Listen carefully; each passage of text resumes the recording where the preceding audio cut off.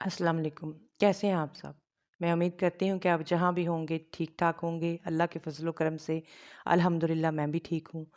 आज मैं आपके लिए एक नया टेंस लेके आई हूँ। मैं ज़्यादा ग्रामर पे या टेंसेस पे इसलिए फ़ोकस कर रही हूँ कि मैंने देखा है कि मास्टर्स जिन्होंने किया हुआ है बड़े हाईली क्वालिफ़ाइड हैं, लेकिन उनको टेंसेस नहीं आते, उनको ग्रामर नहीं आती।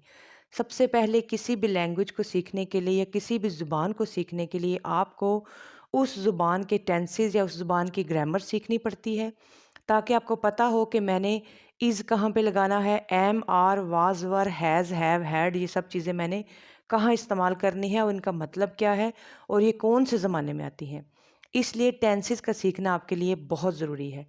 इसलिए मैं फिर बार-बार जो है वो टेंसेस पे फ़ोकस कर रही हूँ। पहले मैं इंग्लिश में सिखाए हैं, लेकिन अब मैं उन बच्चों के लिए लेक्चर तैयार कर रही हूँ जो उर्दू स्पीकिंग हैं।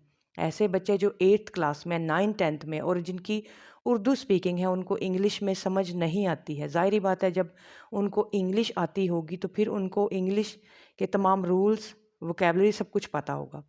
इसलिए ये उर्दू स्पीकिंग बच्चों के लिए लेक्चर है, जिनको इंग्लिश जो है उसके स्ट्रक्चर की या उसके इंग्लिश के जो फ़िक़रात हैं, उनका स्ट्रक्चर, उनकी बनावट समझ नहीं आती, ये उनके लिए है।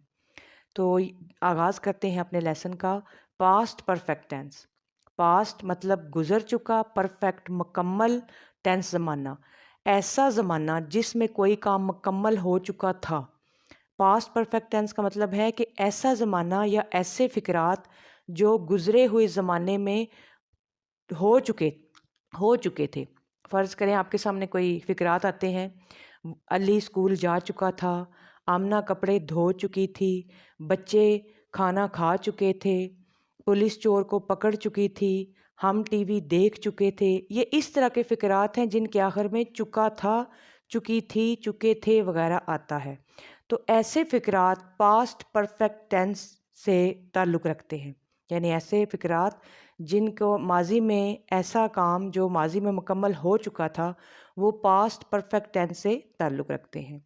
देखते हैं कि इसके जो फ़िक़रात हैं उनकी बनावट कैसे होगी। स्ट्रक्चर ऑफ सेंटेंसेस क्या होगा? सबसे पहले सब्जेक्ट लगेगा।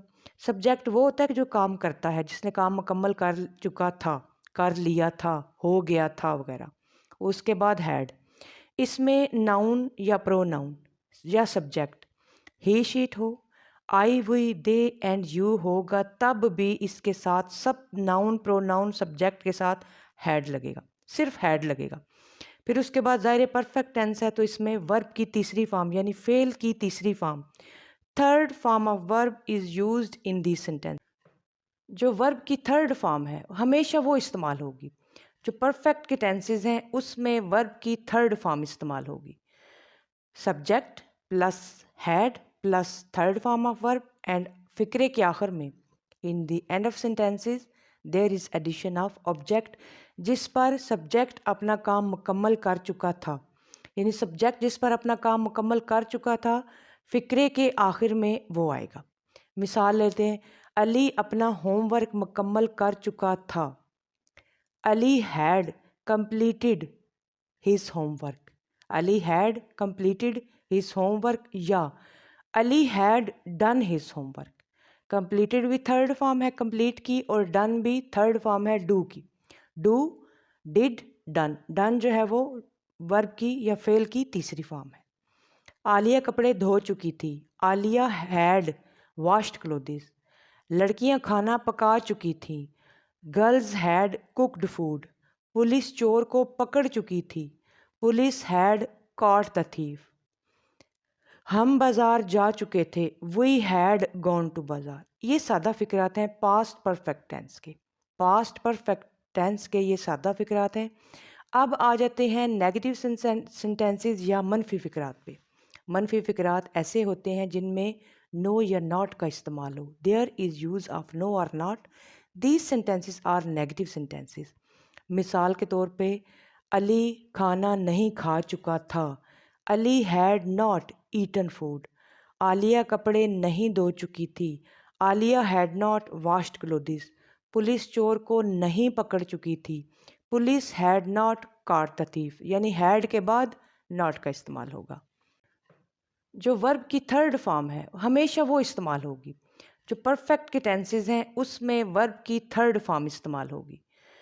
Subject plus had plus third form of verb and फिक्रे के आखिर में in the end of sentences there is addition of object, जिस पर सब्जेक्ट अपना काम मुकम्मल कर चुका था, यानी सब्जेक्ट जिस पर अपना काम मुकम्मल कर चुका था फिक्रे के आखिर में वो आएगा। मिसाल लेते हैं, अली अपना होमवर्क मुकम्मल कर चुका था। Ali had completed his homework. Ali had completed his homework या Ali had done his homework. Completed भी थर्ड फॉर्म है कंप्लीट की और डन भी थर्ड फॉर्म है डू की। Do, did, done. डन जो है वो वर्ब की या फेल की तीसरी फॉर्म है। आलिया कपड़े धो चुकी थी।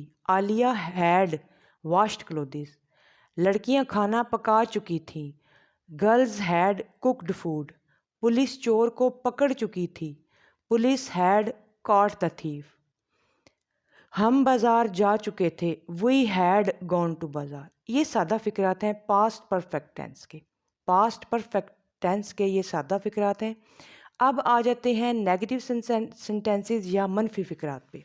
मनफी फ़िक्रात ऐसे होते हैं जिनमें नो या नॉट का इस्तेमाल हो। There is use of no और not. These sentences are negative sentences. मिसाल के तौर पे अली खाना नहीं खा चुका था। Ali had not eaten food. Alia कपड़े नहीं धो चुकी थी। Alia had not washed clothes. Police चोर को नहीं पकड़ चुकी थी। Police had not caught the thief. यानी हैड के बाद नॉट का इस्तेमाल होगा।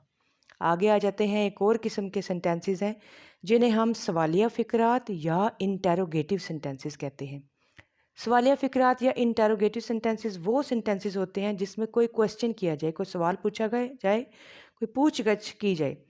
There is some question that is asked in sentence, this is that sentence is called interrogative sentence. ऐसा फ़िक्रा जिसमें कोई क्वेश्चन या कोई सवाल किया जाए उसे हम इंटेरोगेटिव सेंटेंस कहेंगे।